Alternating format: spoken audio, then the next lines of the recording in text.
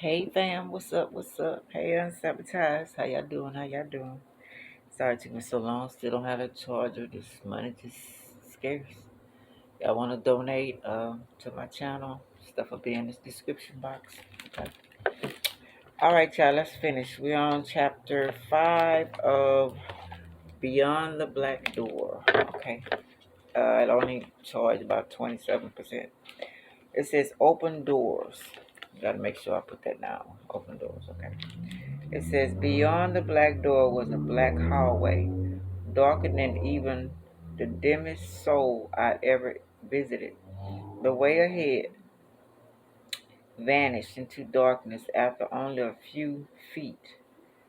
The walls ahead, okay, the walls leaned in to meet at a point above.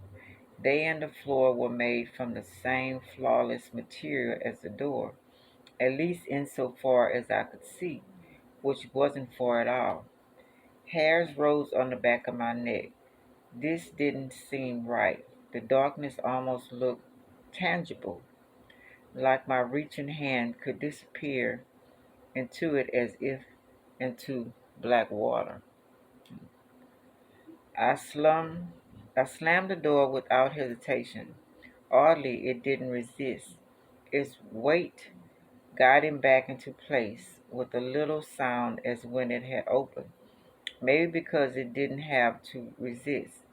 The door no longer latched. As soon as I let go, it began to swing inexorably open again.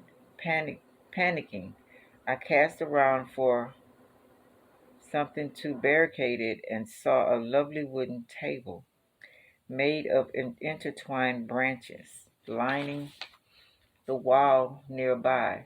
I wasn't supposed to move anything in the soul. That was one of my mother's rules, but I'd broken so many of those already. Pinning the door close to my foot, I grabbed the end of the table and dragged it in front of the frame. It held, but even at my most hopeful, I knew the solution wasn't permanent. After all, my mother hadn't told me never open the door, Camilla, but oh, if you do, just block it with a table. But all I could do beyond hope was pretend this would be enough, and then since I didn't want to think about what I had done, I fled. Nakia started awaking when I did. The first thing was to occur to me as I flushed with the embarrassment was that I particularly shifted my legs into her lap to avoid bumping the man who was sleeping across from me in the carriage. The next thing was Nakia. The fire, the black door. This was real. My mother was dead, and I opened the door. Nightmare, she murmured sympathetically. She gave me a traditional blessing, using 3 fingers to touch the corner of her head between her eyes and her lips, symbolizing Tain, Heshara, Heshara, and Ranta, and then my lips, a kiss of sorts. Father and mother protecting their daughter from the evil behind the stairs.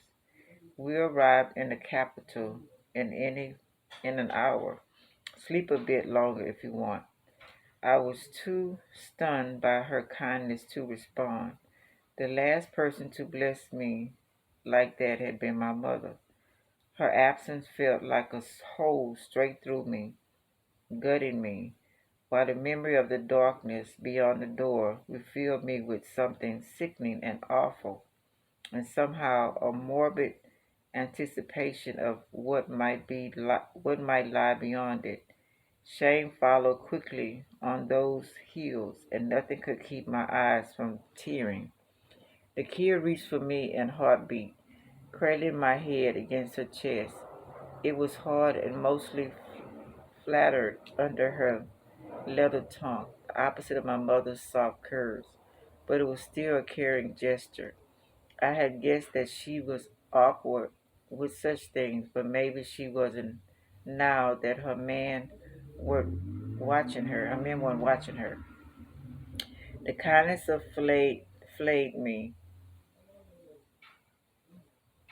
worse than the ant bites. She thought I cried because I missed my mother and my home, or maybe even because my skin burned, not because I had done anything awful, maybe even to her.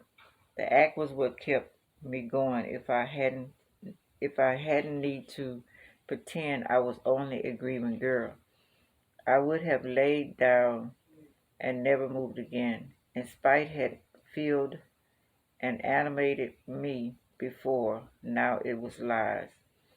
Through my tears, I searched Nikia's eyes for a sign that something was amiss, that I'd unleashed something dark and horrible in her soul, or that even moving the table had unset her in some way.